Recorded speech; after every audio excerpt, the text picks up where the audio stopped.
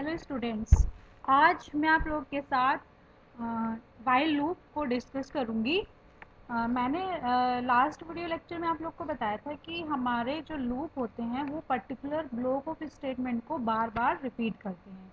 वो कुछ स्टेटमेंट्स होते हैं वो बार बार एग्जीक्यूट होते हैं। लूप दो टाइप्स के होते हैं, एंट्री कंट्रोल लूप और exit control loop. For loop को डिस्कस किया था आप लोग के साथ। तो जो फोर लूप मैंने बताया था उसमें मैंने बताया था कि जो फोर लूप होता है वो एंट्री कंट्रोल है। उसी प्रकार से जो वाइल लूप होता है यह भी एंट्री कंट्रोल लूप होता है। एंट्री कंट्रोल लूप क्यों? क्योंकि हम इस स्टेटमेंट में, इस लूप में घुसने से पहले, एंटर करने से पहले ही हम इनको चेक करेंगे। अगर वो कंडीशन ट्रू रहती है तभी तक लूप, कंडीशन ट्रू होती है तभी लूप के अंदर जाते हैं और जो भी उसमें स्टेटमेंट होते हैं वो एग्जीक्यूट करते हैं। और ये स्टेटमेंट तब तक एग्जीक्यूट करते रहते हैं जब तक कि हमारी कंडीशन ट्रू होती है। तो इसका सिंटेक्स क्या है? इसका सिंटेक्स है फर्स्ट इनिशियलाइजेशन, फिर उसके बाद हम वाइल लगाकर ब्रैकेट में लिखते हैं जो भी टेस्ट कंडीशन जो भी हमारी होती है, जिसके बेसिस पर, जिसके ट्रू होने पर ही अंदर जाते हैं। और कर्ली ब्रैकेट के बीच में हमारा स्टेटमेंट लिखा रहता है। बहुत सारे स्टेटमेंट्स हो सकते हैं, 3, 4, 5 या एक लाइन का। और लास्ट में वाइल लूप से जब बाहर आते हैं, यानी जो क्लोज वाला कर्ली ब्रैकेट है उसके जस्ट पहले वाला जो स्टेटमेंट होता है वो इंक्रीमेंट या डिक्रीमेंट का स्टेटमेंट होता है। ठीक है, तो इसमें ये और फॉर लूप वैसे तो मैं बताऊंगी कि सेम ही होते हैं। मैं आपको बताऊंगी कि अगर कोई प्रोग्राम फॉर लूप में लिखा हुआ है तो उसको हम वाइल लूप में कैसे कन्वर्ट करेंगे। बहुत ईजी है। अगर तो आपको ये नहीं है कि अगर कोई प्रोग्राम हमने फॉर लूप में बनाया तो वाइल लूप में नहीं बना सकते, उसको डू वाइल से नहीं बना सकते। हम किसी भी प्रोग्राम को बनाने के बहुत सारे तरीके होते हैं।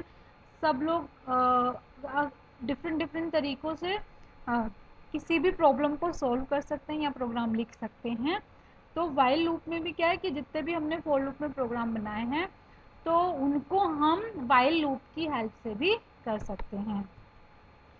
ये हमारा फर्स्ट एग्जाम्पल है जिसमें हमें क्या है, इसमें हमें प्रिंट करना है 1 to 10। तो सबसे पहले आई को इनिशियलाइज कर दिया है 1 से, एक वेरिएबल ले लिया है। फिर वाइल जो लूप है वो कब तक चलेगा, क्योंकि 1 to 10 ही प्रिंट करना है। तो आई की जो टेस्ट कंडीशन दी वो कब तक दी कि आई 10 के इक्वल या उससे कम ही रहे और बार बार जो हमारा आई है वो प्रिंट होता रहे। यानी पहले आई 1 प्रिंट होगा, आई प्लस प्लस जो प्रिंट एफ के नेक्स्ट लाइन लिखी हुई है वो उसको इंक्रीमेंट कर देगी, 2 कर देगी। फिर ऊपर जाएगा, कंडीशन चेक होगी तो 2 अभी भी 10 से छोटा है यानी 2 प्रिंट हो जाएगा। फिर हम नेक्स्ट लाइन में जाएंगे, यानी पहले इनिशियलाइजेशन जब ये हो जाएगा इसके बाद टेस्ट कंडीशन पे जाते हैं। 1 10 से छोटा है तो हम अंदर जाएंगे, किसको प्रिंट कर देंगे, 1 को। इसके बाद यहाँ पे आते हैं, आई क्या हो जाएगा 2। फिर ऊपर जाएंगे, 2 लेस देन 10 है तो ठीक है, ट्रू है यानी अंदर जाएंगे तो क्या प्रिंट हो जाएगा 2। फिर इसकी वैल्यू हो जाएगी 3, 3 अभी भी 10 से छोटा है, क्या प्रिंट होगा 3। आई की वैल्यू क्या हो जाएगी 4 हो जाएगी। फिर ऊपर जाएगी,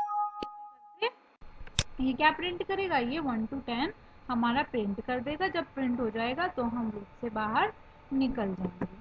ठीक है, तो मैं इसको अभी एक और एग्जांपल ले लेते हैं, फिर हम इसको टर्बो C++ की हेल्प से करेंगे। ये हमारा सेकंड एग्जांपल है।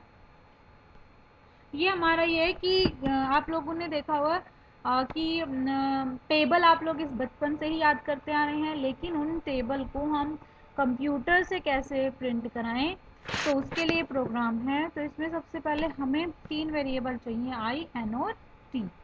सबसे पहले वो नंबर एंटर कराएंगे यूज़र से जिसकी वो टेबल चाहता है, यानी हम 13 की टेबल चाहते हैं, 15 की चाहते हैं, 2 की चाहते हैं, 19 की चाहते हैं, किसी भी नंबर की जिसकी भी हमें टेबल डिस्प्ले करनी है। सबसे पहले आई को 1 से इनिशियलाइज किया, एन हमारे पास आ चुका है। अब आप लोगों ने देखा होगा जो टेबल होती है वो 1 से 10 तक चलती है, यानी 2 1 जा 2, 2 2 जा 3, वो 2 2 जा 4, 2 3 जा 6 और लास्ट में 2 10 जा 20। तो यानी कोई भी नंबर जो टेबल होती है वो 2 1 जा से लेके 2 10 जा तक जाती है। तो ये जो आई है वो उसको कंट्रोल करेगा, यानी ये 1 से 10 तक ही जाएगा। और टी में क्या है, टी में हम इनकी जो वैल्यू है, मल्टीप्लिकेशन जो हो रही है नंबर और जो हमारे आई है, जो कि आई 1 to 10 है, इनकी जो मल्टीप्लिकेशन हो रही है उसको बार बार किस में स्टोर कर रहे हैं, टी में स्टोर कर रहे हैं। और जो भी रिजल्ट आ रहा है उसको प्रिंट कर दे रहे हैं और आई की वैल्यू को एक इंक्रीमेंट कर दे रहे हैं। अब इसको हम टर्बो सी प्लस प्लस की हेल्प से करके देखेंगे इन दोनों प्रोग्राम को।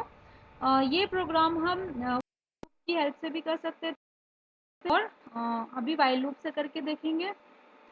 तो हमने जो लास्ट टर्न पे जो फोर लूप वाले प्रोग्राम किए थे, तो उसमें हमने प्रिंट कराया था 1 to 10 वाला, जो प्रिंट कराया था उसको देख लेते हैं। ये देखिए प्रिंट 1 to 10 वाला प्रोग्राम बना हुआ है, इसको ओपन कर लेते हैं। इसको हमने देखिए, इसको हमने फोर लूप की हेल्प से बनाया था, यानी आई 1 और लेस देन 10 और आई प्लस प्लस। अभी इसको हम किसकी हेल्प से बनाएंगे, इसको मैं कमेंट कर देती हूँ। इसको हम मल्टीपल लाइन कमेंट है तो उसके लिए ये वाला कमेंट यूज करके देखिए, कलर चेंज हो गया, दैट मीन्स कि वो इतना ही पोर्शन हमने कमेंट किया हुआ है। अब इसको हम किसी भी फोर लूप को हम कन्वर्ट कर सकते हैं, किसमें, वाइल लूप में। तो जो इसमें इनिशियलाइजेशन है आई इक्वल टू 1, वो हमारा आ जाएगा यहाँ पे, ठीक है। और फिर हम क्या लिखते हैं, वाइल, यानी जो हमारा ये वाला पोर्शन है आई इक्वल टू 1 वाला, ये पहले आ जाएगा। ये वाली जो कंडीशन होती है मिडिल वाली फोर लूप में, वो वाइल के साथ आती है। ये यहाँ पे आ गई, उसके अंदर हम वाइल के अंदर जाएंगे। वाइल के अंदर सबसे पहले हमें ये स्टेटमेंट लिखना होता है, जो भी फोर लूप के अंदर जो भी स्टेटमेंट लिखा रहता है। तो ये हमारा क्या लिखा है, ये लिखा है एम्परसेंड टी डी और आई, ये लिख दिया एज इट इज, हमने लिख दिया, कोई चेंज नहीं किया। और जो यहाँ पे जो थर्ड चीज होती है फोर लूप में, increment I plus plus, I plus plus का मतलब उसमें एक बढ़ा देना।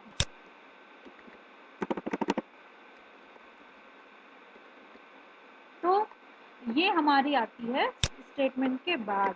तो ये हमारा क्या हो गया, ये हमारा वाइल लूप लिख किया है हमने, फोर लूप को ही जिसका फर्स्ट पार्ट है इसको पहले लिख लिया, इसको वाइल लूप के अंदर लिख लिया, और ये हमने कर दिया इंक्रीमेंट। ये स्टेटमेंट के प्रिंटफ स्टेटमेंट के बाद लिखा रहेगा। जो भी फोर लूप में जितने स्टेटमेंट लिखे रहेंगे पहले उनको लिख देंगे, और जो इंक्रीमेंट या डिक्रीमेंट वाला होता है उसको सबसे आखिरी में लिख दिया जाता है। अब ये हमारा प्रोग्राम बन चुका है, हम इसको सेव कर लेते हैं और रन कर लेते हैं। तो देखिए इसने हमारा प्रिंट करा दिया। अब हमें क्या करना है, हमें टेबल वाला प्रोग्राम बनाना है, ठीक है। तो हम क्या करेंगे, लाइन लिखेंगे हैश इंक्लूड फोनियो डॉट एच। पहले मैं टेबल वाले को वाइल लूप की हेल्प से बनाऊंगी, फिर मैं आप लोग को वाइल वाला ही फोर लूप में कन्वर्ट करने का भी बता दूंगी। हमें 3 वेरिएबल चाहिए।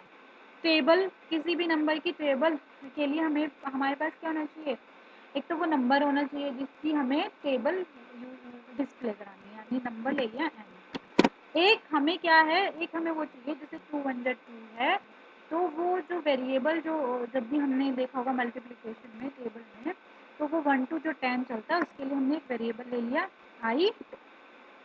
उसके बाद हमने एक वेरिएबल ले लिया टी, जिसमें इन लोगों की एन और आई वेरिएबल की कैलकुलेशन स्टोर करेंगे। फिर हम लिखेंगे क्लियर स्क्रीन। क्लियर स्क्रीन यानी जो भी कैलकुलेशन पहले से है स्क्रीन पर वो हमारी क्लियर हो जाए। उसके बाद हम यूज़र से कहेंगे, यूज़र से नंबर को एंटर कराएंगे। तो हम लिखेंगे प्लीज़ एंटर ए नंबर। हमने यूज़र से नंबर एंटर करा लिया। और स्कैनफ में क्या लिखेंगे, %d एंड एन, ठीक है। ये हमने करा लिया, यूज़र से एक नंबर ले लिया। अब हमें इसको पहले वैल्यू की हेल्प से करते हैं। तो आई को हमने इनिशियलाइज कर लिया 1 से। कब तक आई चलेगा, जब तक वो 10 के बराबर ना हो जाए, यानी आई की वैल्यू 1 to 10 रहेगी। अब इसके अंदर हमें क्या लिखना है, पहले हमें कैलकुलेशन करनी है एन ओ आई की, फिर हमें क्या प्रिंट कराना है, प्रिंट परसेंट डी, यहाँ पे स्लैश एन लगा देंगे ताकि अगली लाइन में आती रहे कैलकुलेशन, इनको एक ही लाइन में आएगी और टी प्रिंट हो जाए।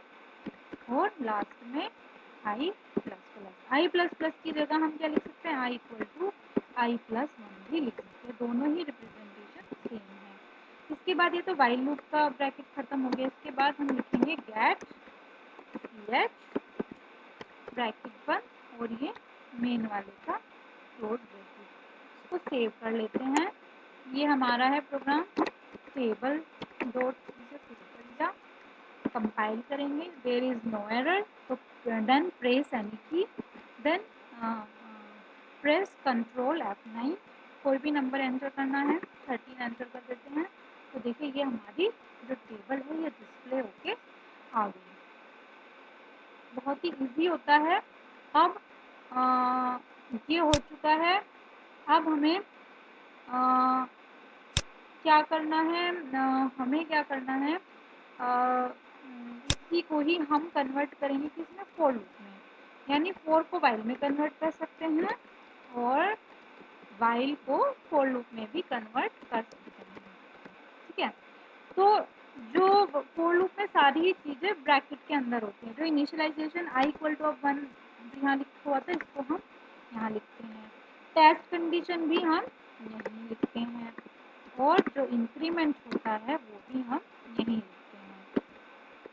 इसके बाद ब्रैकेट के अंदर हमने देखो, ब्रैकेट के अंदर ठीक है, वाइल के अंदर हमने क्या लिखा था, एन इंटू आई लिखा था, और प्रिंटफ में क्या लिखा था, प्रिंटफ में लिखा था स्लैश एन परसेंट डी और टी। उसके बाद इंक्रीमेंट वाला लिखा है, तो वो तो ऑलरेडी फोर लूप में पहले ही एक ही लाइन में हम लिख देते हैं, तो बस इसके बाद ब्रैकेट लगा देते हैं। यानी जो वाइल लूप हो, फोर लूप में जो सारी कंडीशन होती है, जो तीन जो स्टेटमेंट होते हैं वो उसी फोर लूप के अंदर आते हैं, जबकि वाइल लूप में उनको ब्रेक करा जाता है तीन जगह। इसको सेव कर लेते हैं, रन कर लेते हैं, तो 5G, ठीक है, तो ये हमारा आ चुका है। तो इसी तरीके से हम जितने भी जो फोर लूप वाले हमने प्रोग्राम बनाए हैं, नेस्टेड फोर लूप के अलावा, तो जितने भी हमारे फोर लूप वाले जितने भी प्रोग्राम है, चाहे वो फैक्टोरियल का हो या नेचुरल नंबर का सम वाला हो, तो हम किसी भी प्रोग्राम को वाइल लूप में भी कन्वर्ट कर सकते हैं और किसी को भी फोर लूप, वाइल वाले को फोर लूप में कन्वर्ट कर सकते हैं। तो उसके लिए आपको अलग से याद करने की ज़रूरत नहीं पड़ेगी। जैसे हमने कौन सा बनाया था इसमें, डिजिट के सम वाला इसमें शायद नहीं दिख रहा है, तो चलिए कोई बात नहीं। उसमें भी आप लोग क्या कर सकते हैं कि जो डिजिट के सम वाला होता है उसको भी आप लोग जो नेचुरल नंबर का सम है उसको आप लोग वाइल में कन्वर्ट करके देखिएगा, तो जो इनिशियलाइजेशन है वो पहले आ जाएगा। फोर लूप के जो तीन पार्ट होते हैं उनको ब्रेक करेंगे, इनिशियलाइजेशन को वाइल लूप से पहले लिख लेंगे, वाइल लूप में टेस्ट कंडीशन, जो बीच वाली जो कंडीशन होती है वो वाइल लूप के अंदर आ जाएगी, ब्रैकेट लगाएंगे, जितने भी स्टेटमेंट फोर लूप के अंदर लिखे होंगे ब्रैकेट के अंदर पहले हम लोग को लिख लेंगे, एंड देन जब सारे स्टेटमेंट लिख चुके होंगे तो जो फोर लूप का जो लास्ट जो थर्ड पार्ट होगा इंक्रीमेंट या डिक्रीमेंट वाला, उसको सबसे लास्ट में लिख लेते हैं। तो इस तरीके से हम किसी भी वाइल लूप को फोर लूप में, फोर लूप को वाइल लूप में कन्वर्ट कर सकते हैं। इन सब की आप लोग प्रैक्टिस करिएगा, तभी तो अच्छे से आ पाएगा, क्योंकि ये प्रोग्रामिंग है, ऐसे याद करने से एकदम से नहीं होती है, जितनी प्रैक्टिस करेंगे उतनी ही जल्दी आप लोग को याद होगा।